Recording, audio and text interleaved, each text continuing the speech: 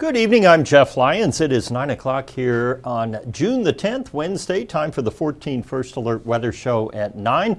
I am watching your comments as I always do on the 14 News Facebook page, and we will answer your questions or comments as we move along. I also have a cool live shot coming in. Well, I'll just show it to you right now, then we'll kind of check in with it from time to time. This is actually a live storm chase vehicle somewhere in Kansas. I believe KWCH is in Wichita, if I'm not mistaken. Let me check that real quick. But anyway, there, as I'll show you here on the radar in just a couple minutes, we have had a big line of storms, tornadoes, the whole thing out west. Nothing here. Yeah, that's out of Wichita, and I don't know the exact location of that truck at this time. But anyway, we will be looking at that periodically. Those are some pretty impressive looking storms out there, supercells moving along a line, and we'll get back to that one there in just a couple of minutes. All right, always something new here on the First Alert Weather Show at night. If we're not having weather here, we'll go to Wichita and check it out. What we do have here is hot weather with humidity. It's going to stay muggy overnight, maybe a stray thunderstorm rolling through as a line of storms decays to our north. For tomorrow, it's going to be really hot and humid again, 92 or so, the heat index around 105, but a few thunderstorms late, and that will reset the whole pattern, bringing us cooler temperatures for the weekend. We currently are looking at the heat index forecast. This is for tomorrow, 102 there by 1 o'clock. Today's high was 91. We may actually get up to 92 or 93 tomorrow. All right, we're looking at the severe weather risk. No concerns overnight tonight, just general thunder. Tomorrow's tricky. Basically, what's going to happen is we will have a line of storms moving in. We have that enhanced risk, or level 3 on a scale of 5 up north of us. But the thinking is, as that line then dives down toward the tri-state, it'll be breaking up and weakening, but it still may be strong enough to spawn a few severe thunderstorms. So a level 2 risk over southern Illinois, level 1 across the tri-state, and then by Friday we're back in the clear. You can see all the action out here right now, and the storm cells that they're looking at out here in Kansas. Here's Wichita. So that chase vehicle is probably somewhere up here near Emporia or somewhere along this line. I don't know how far they range out. We've got a couple of tornado warning cells there. And then closer to home, I don't want to give you a whiplash here, but we'll move the radar back. So there's southern Illinois. And you see we are in the clear, of course. There's Springfield. The main line, now this is a second one of the day, moving across northern Illinois, central Illinois, and then into Missouri. And we'll get a wider view here, I hope. Oh, don't do this to me. Not now. There we go. So here we are in the tri-state. We're fine. But some of this, as it kind of droops down, may still reach the tri-state overnight tonight and early tomorrow morning. We're not concerned about severe weather.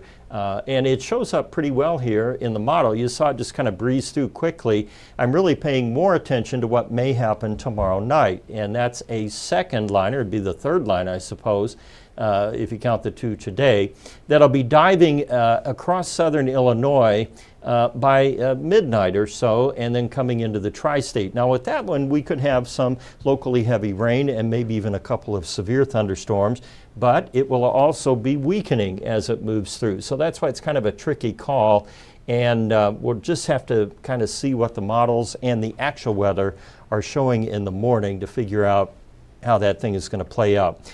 Linear systems, lines of storms, organized thunderstorms, always tricky to know exactly how they will behave. Models have a really hard time in projecting those, although these two lines that we had today were depicted in the models, but exact timing and details always difficult. 83 outside now. We had a heat index of 88 here in this hour, and it is muggy across the entire tri-state. We only got down to 74 this morning after all, and we hit 91 today for the high. That's the second day in a row and our second 90-degree temperature of the year. Both of them, of course, the warmest that we've had so far this year. We are about 10 degrees warmer than normal in the morning and 6 above above normal this afternoon. Our June calendar now starting to get red here with probably 3 90-degree days before we break back into the 80s by Friday and the weekend. No rain, of course. We are in pretty good shape for rain. We're only off by about 1/2 inch so far. And we will probably make that up if those storms make it in tomorrow night.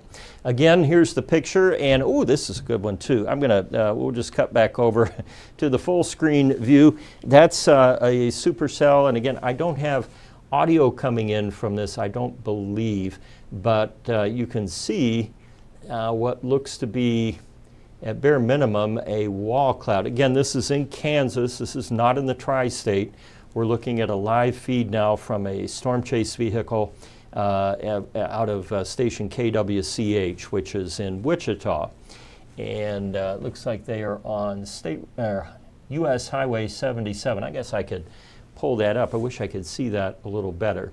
But anyhow, that is a gnarly looking storm and possibly producing severe weather underneath it. Not possibly, it was probably absolutely producing severe weather. Let's see it zoom in a bit, and he's moving in now. I guess they're looking at that wall cloud there to try to determine if there's a funnel in contact with the ground. Again, this is a live feed coming from Kansas, the state of Kansas near Wichita.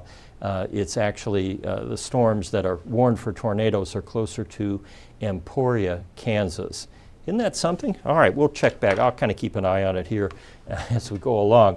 Back to me, boring old me, and you see that cluster of severe storms in Kansas, and then we have a line of severe thunderstorms in northern Illinois. Watch carefully here. This will move south and pretty much break up as it comes into the tri-state. Then tomorrow morning, we have thunderstorms redeveloping to our north and an organized line then from Chicago all the way down to St. Louis by the evening. And so we'll have some lead time to be able to determine if it's weakening or not. This particular model shows it breaking up a bit and reaching the tri-state sometime between midnight and about 3. And then we get back to high pressure, and that's it. All right, I'm watching the feed over here. High pressure builds in, and it cools us for the weekend, but we're not completely done with rain. We still have scattered thunderstorm chances on Sunday and Monday. The heat index forecast, as I mentioned, gets us back into the low triple digits tomorrow. And then we cool down, the GFS model bringing us some scattered showers or storms on Sunday, and then again going into next week, mainly over western Kentucky. And then that goes all the way out to Thursday, showing some more rain then. That's probably a pipe dream at this point. Rain totals, I wouldn't get too attached to any of those numbers, but the basic trend would be heavier rain farther south.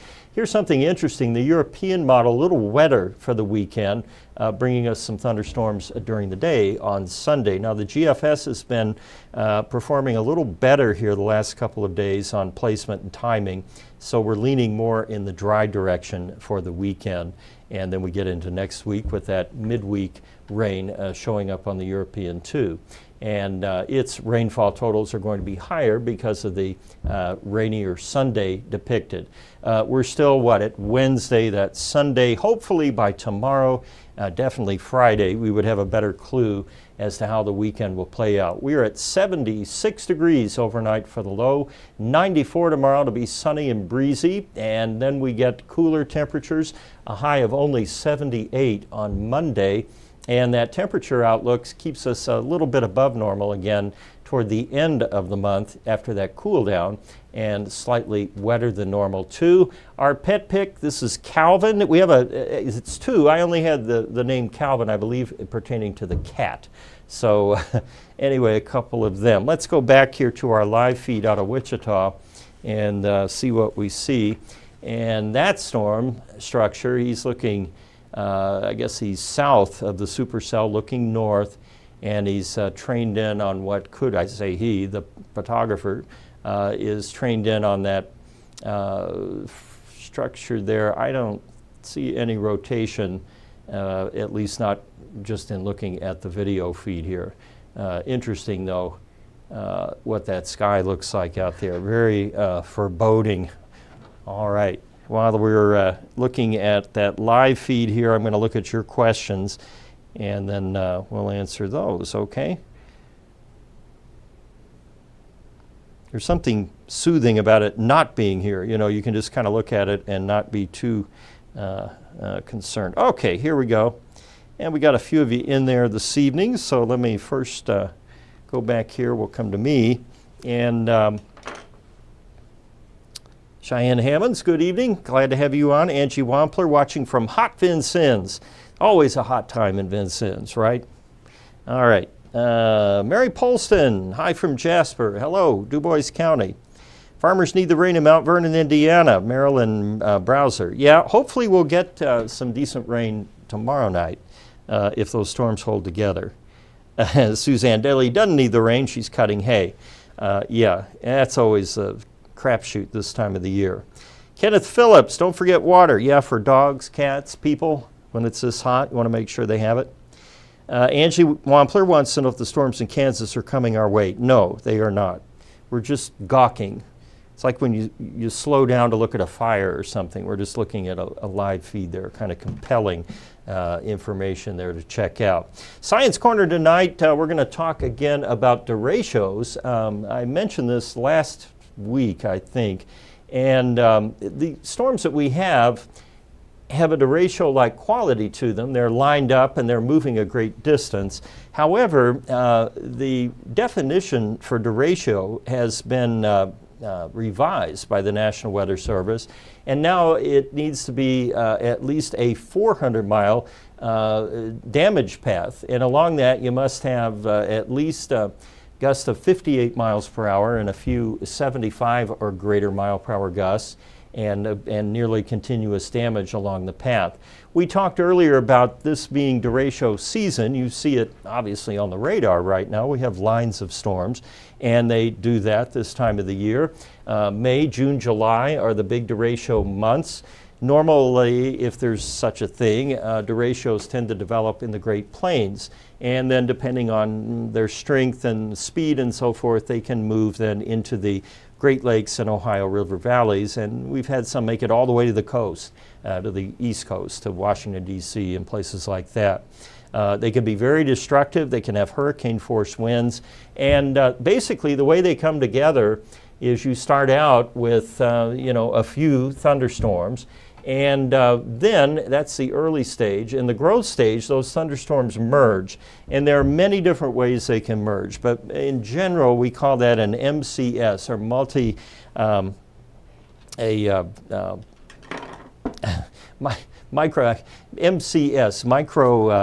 man, I can't remember the darn acronym now. That's pretty bad, isn't it? I'll think of convective system, microscale convective system. I was hung up on scale. You ever get that where you just can't get the right word out? Anyway, a mesoscale convective system, meso because it's big, and you see it can stretch, dozens if not hundreds of miles in length. During the merging stage, as those storms organize and get together, that's when a damaging wind threat will emerge, and oftentimes we will see bowing areas or parts of the line that bulge out, and that's where you would have your strongest winds. And as I mentioned before, if that can hold together for 400 miles and create nearly continuous damage and have at least a few wind gusts of 58 miles per hour, then it's classified as a derecho. We have MCC, which is a mesoscale convective complex, and that's where you have lines and clusters of storms. We have MCS, which is what we were looking at a moment ago, and we also have QLCS. It's an acronym, an alphabet soup here of weather, a quasi-linear convective system. So you see why I couldn't remember the first one. There's a lot of stuff to remember. Let's see. So the point is, this is the time of the year we get those things. Zach Seats, any severe weather for Evansville next week? Not sure about next week. Our best chance would likely be tomorrow night late if things hold together. Cheyenne Hammonds is terrified of a tornado coming through, but I'll have to watch some videos going through the flat, empty land out west. Yes, and to that end, we will go back to the live feed now. Again, this is from Wichita, station KWCH. And you see those scud clouds, and what they're looking for, I'm sure, is rotation in those. This is underneath what looked like a supercell when he had that live or wider view earlier. And storms like this, you know, are driven primarily, not primarily, but they are aided considerably by the heat and humidity that we get this time of the year. A lot more energy. Some of you who really are into the details know about joules per kilogram and CAPE, which is another acronym, convective available potential energy. And you have a lot of CAPE inherently when you have warm air like this. And the air tends to be buoyant because it's moist, and therefore you have all the fixings for tornadoes and severe thunderstorms. And in this case, what we're looking at is a low-hanging possible wall cloud. Again, when I saw it earlier, it looked a little more like a wall cloud than it does now, but we're zoomed in really tight. He's looking at what would be the southwest quadrant, or right rear quadrant of the storm, which is typically where a tornado would form if one is going to form. And of course, not all supercell thunderstorms produce a tornado. But nearly all tornadoes will come from some sort of supercell. These are the classic ones that are probably about 40,000 feet tall, and you can see for miles, and they produce not only torrential rainfall, but also severe weather. Okay, now he's pulling back. You can see that storm structure a little better as he pans over to the right. So you appear to have, looks like 1, 2, 3 wall clouds, and those are different from the shelf. The shelf would be above that just a little bit and overhanging. That is an impressive storm, and you can see nearly continuous lightning in the background too. So that also indicates a tremendous amount of electricity in the atmosphere, a lot of energy out there. And again, this is far, far away. It's in Kansas. It is not headed toward the tri-state.